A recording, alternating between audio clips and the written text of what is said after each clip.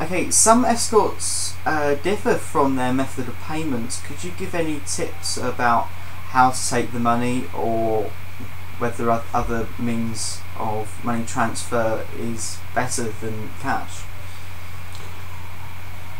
From my experience, unless the client is a regular and you've got to know him, just steer clear of cheques.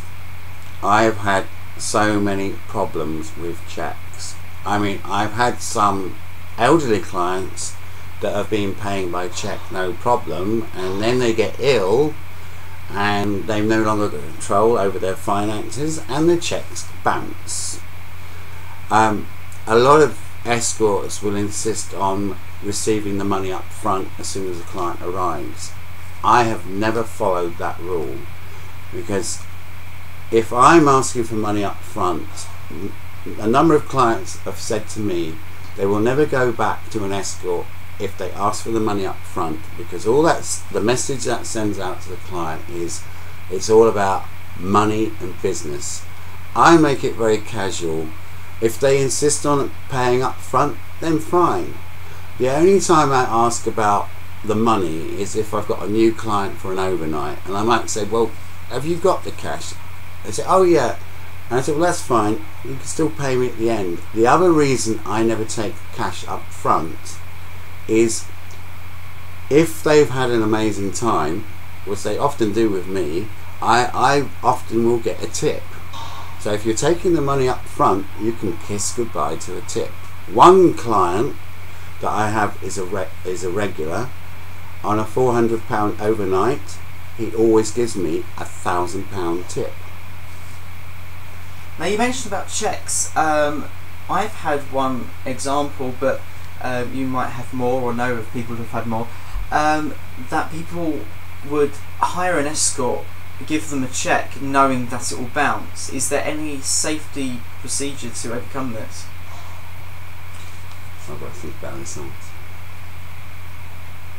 Because obviously what most escorts should know, that obviously you said regulars should have, unless you trust them and they're a regular, that you can accept a cheque. I mean, I've accepted cheques for many of my regulars and I know that they won't bounce, but other escorts should consider that they're, if they're going quite far away for a cheque, take Michael Goldsmith for example, who I've mentioned in the previous blog, I think, that they are going to bounce, and there are some people out there who are just there to get a free fuck, basically.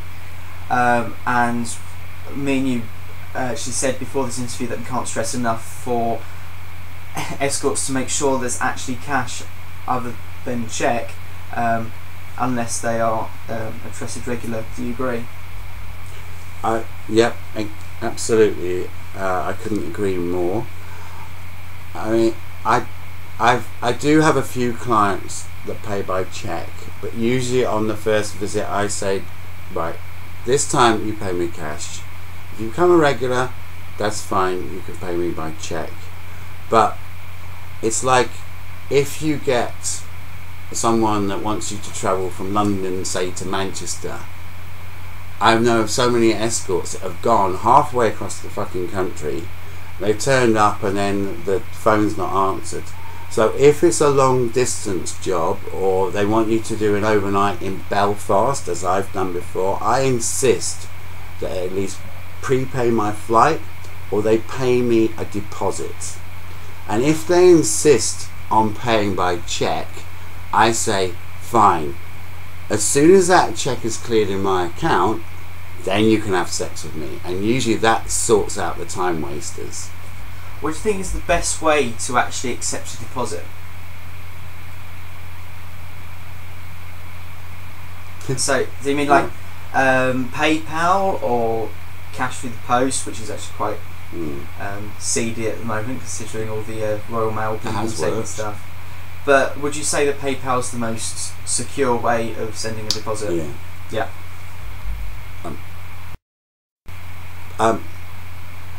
Using PayPal for deposits is a great system, but make clear you won't accept an e-check, because an e-check can be cancelled. You can also give them details of your bank account and sort code, but never by email or internet. Insist that they call you and you give details over the phone. If you send the bank account details by email, spammers can get hold of your account details. And all the time, every day, most escorts will get offers of some engineer from America offering to take you to Nigeria or Ghana for £2,000 a day. Just steer clear of them all. Yeah, I've got many. I think I've got about 5 in the past week of them. But also, escorts have got to be really of their safety. I mean, if I've got a client, and I'm going to say this now because it's in my head, they are always ask if you live alone, right? If you say yes, or if you've got a flatmate, that's fine. But if you say yes, they live alone, and then a few days later they might call back and say, "Hi, are you home?" And you say, "No, I'm not. I'm not here at the moment." Then I have seen one case of an escort actually, while he's out, and he's said to a client that he's out, that his house got burgled. So I'm just going to put that there in the interview, you know, so I can get across that point.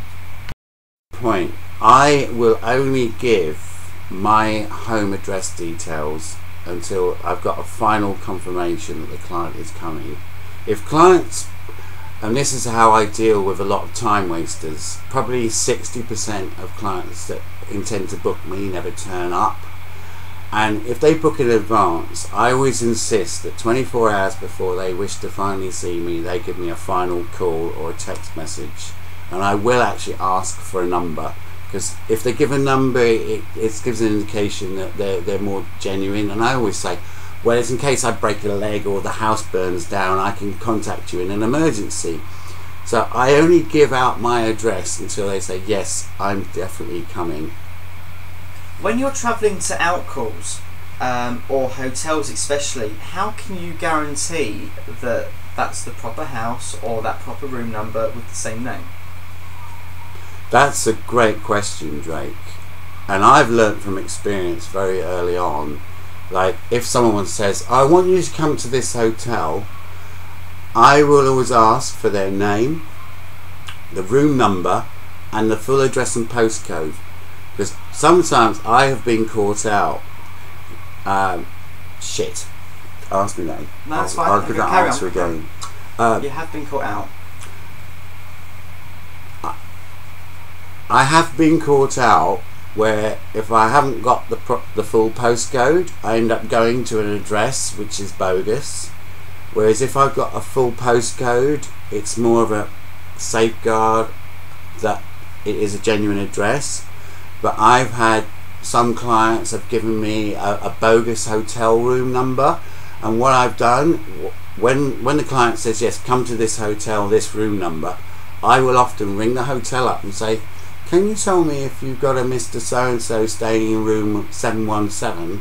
And I've had a response before, well, we don't even have a room 717. Yeah, also I do have to add that it's happened to me. We went to the Dorchester and they said, oh, we'll meet you downstairs in the foyer. Called on a normal number, not held or anything. But when we got there, his phone was off and we were just waiting there. So you've also got that thing where they just send you to random places, and they could be a person in the hotel and just watching your fucking reaction. Because we were staying there for about 45 minutes until, you know, we realised that, you know, this is like a hoax kind of thing. But I've also read up online that most people have actually been hoaxed by this, by the employees in the actual hotel. So there we go. How would you handle a client that you don't find sexually attractive? And what kind of experience would you like to give the actual clients themselves? I have no problem with the physicality of any client. They can be from 18, or as I say to people, you could be 104 in a wheelchair. It doesn't bother me.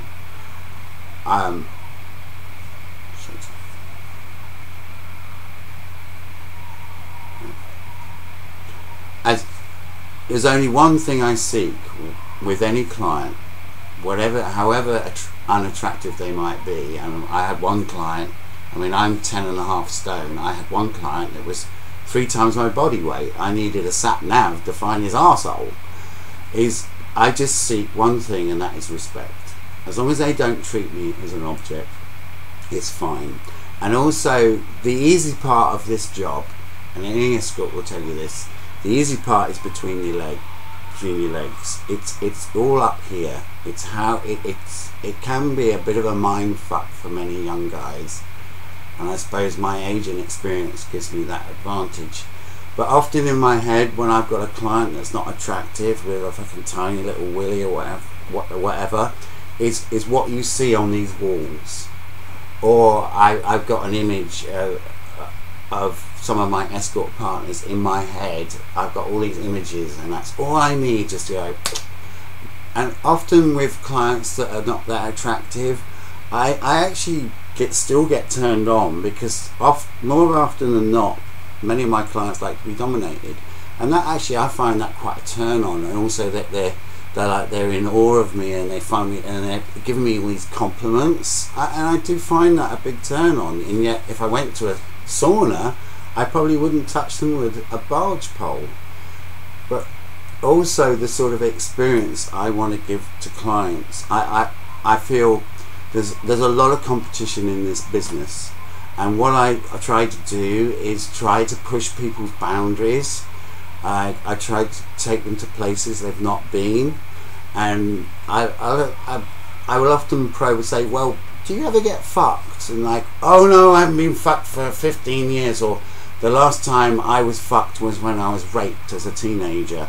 And yet within 5-10 minutes they're begging for my cock. I just managed to work that into the experience. And like I've learned to fuck in positions that you will never ever see in any porn movies, and believe you me, I know my porn. I used to have over 3,000 titles, and thanks to a black guy, he taught me the helicopter fuck, the reverse fuck.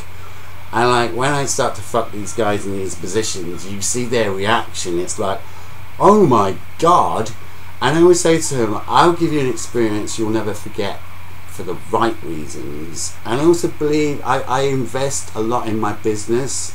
I mean, when you saw the shop before, all this gear is like what I've invested in my business. I try and give a lot back. I think that's yeah, cool.